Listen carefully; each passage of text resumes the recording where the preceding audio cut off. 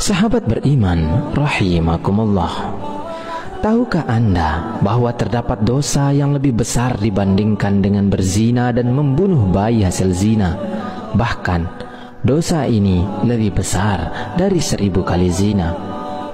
Berhati-hatilah, karena perbuatan ini seringkali dan banyak yang melakukannya. Kira-kira dosa apakah itu? Dikisahkan pada suatu senja yang lenggang di zaman Nabi Musa alaihi salam, terlihat seorang wanita berjalan terhuyung-hayang, pakaiannya yang serba hitam, menandakan bahwa ia berada dalam duka cita yang mencekam. Tudung kepalanya menangkup rapat hampir seluruh wajahnya, tanpa rias muka atau perhiasan menempel di tubuhnya. Kulit yang bersih, badan yang ramping, dan roman mukanya yang ayu tidak dapat menghapus kesan kepedihan yang tengah meroyak hidupnya. Ia melangkah terseret-seret mendekati kediaman rumah Nabi Musa alaihi salam. Diketuknya pintu perlahan-lahan sambil mengucap salam. Maka terdengarlah ucapan dari dalam, "Silahkan masuk." Perempuan cantik itu pun lalu berjalan masuk sambil kepalanya terus menunduk. Air matanya berderai tatkala ia berkata, "Wahai Nabi Allah, tolonglah saya, doakan saya agar Tuhan berkenan mengampuni dosa keji saya." "Apa dosamu, wahai wanita ayu?" tanya Nabi Musa alaihi salam. "Saya takut mengatakannya," jawab wanita ayu tersebut. "Katakanlah, jangan ragu-ragu," desak Nabi Musa. Maka perempuan itu pun secara ketakutan bercerita, "Saya telah berzina." Kepala Nabi Musa terangkat, hatinya tersentak. Perempuan itu pun meneruskan ceritanya, "Dari perzinaan itu saya pun hamil. Setelah anak itu lahir kemudian saya langsung mencekik lehernya sampai meninggal," ucap wanita itu seraya menangis sejadi-jadinya. Mata Nabi Musa pun berapi-api, dengan muka berang ia menghardik, "Perempuan celaka, pergi kamu dari sini, agar siksa Allah tidak jatuh ke dalam rumahku karena perbuatanmu," teriak Nabi Musa sambil memalingkan wajah karena jijik. Perempuan berwajah ayu dengan hati bagaikan kaca membentur batu yang hancur luluh lantah, segera bangkit dan melangkah surut. Ia menangis terangguk-angguk dan keluar dari rumah Nabi Musa alaihissalam. Ratap tangisnya amat memilukan. Ia tak tahu harus kemana lagi hendak mengadu. Bahkan ia tak tahu kemanakah kakinya akan melangkah bila seorang nabi saja. Bagaimana pula manusia lain bakal menerimanya? Terbayang olehnya betapa besar dosanya, betapa jahat perbuatannya. Setelah wanita ayu keluar dari rumah Nabi Musa, malaikat Jibril pun turun mendatangi Nabi Musa. Malaikat Jibril lalu bertanya, "Mengapa engkau menolak seorang wanita yang hendak bertaubat dari dosanya? Tidakkah engkau tahu dosa yang lebih besar daripadanya?" Nabi Musa pun terperanjat.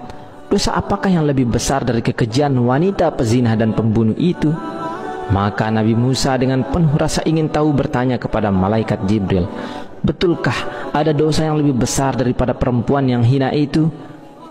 "Ada," jawab malaikat Jibril dengan tegas. "Dosa apakah itu?" tanya Nabi Musa yang kian penasaran. "Orang yang meninggalkan sholat dengan sengaja dan tanpa menyesal," jawab malaikat Jibril. "Orang itu dosanya lebih besar daripada 1000 kali berzina," lanjut malaikat Jibril.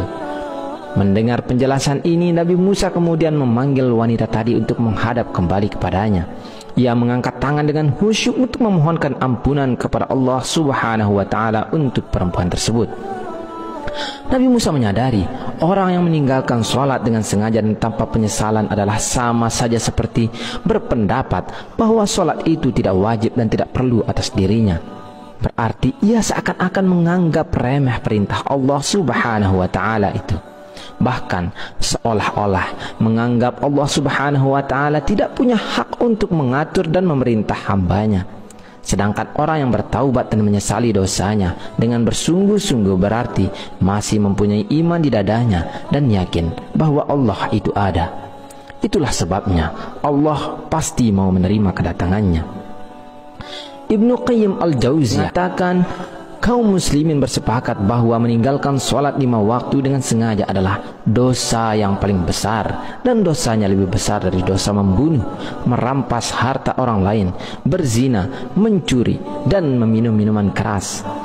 Orang yang meninggalkan akan mendapat hukuman dan kemurkaan Allah Subhanahu wa Ta'ala, serta mendapatkan kehinaan di dunia dan akhirat.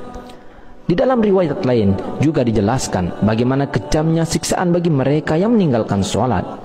Ibnu Abbas radhiyallahu an berkata, jika langit sudah terbuka, maka malaikat akan datang dengan membawa rantai sepanjang 7 hasta. Rantai tersebut akan digantungkan kepada orang yang tidak melaksanakan sholat, kemudian dimasukkan ke dalam mulutnya dan akan keluar dari duburnya. Kemudian malaikat mengumumkan, ini adalah balasan orang yang menyepelekan perintah Allah. Adapun ganjaran dosa ketika kita dengan sengaja meninggalkan sholat fardu diantaranya adalah, jika 1 kali meninggalkan sholat subuh, maka hukumannya adalah masuk ke dalam neraka selama 30 tahun. Sedangkan 1 hari di neraka sama dengan 60.000 tahun di dunia. Maka artinya 1 kali dengan sengaja meninggalkan sholat, maka bersiaplah akan mendekam 60.000 tahun di neraka. Jika meninggalkan 1 kali sholat zuhur, ganjarannya, dosanya sama dengan membunuh 1000 umat Islam. Jika meninggalkan 1 kali sholat asar, sama dengan dosa meruntuhkan Ka'bah. Jika 1 kali meninggalkan sholat maghrib, sama dengan dosa berzina dengan ibunya jika laki-laki, atau berzina dengan ayahnya jika perempuan.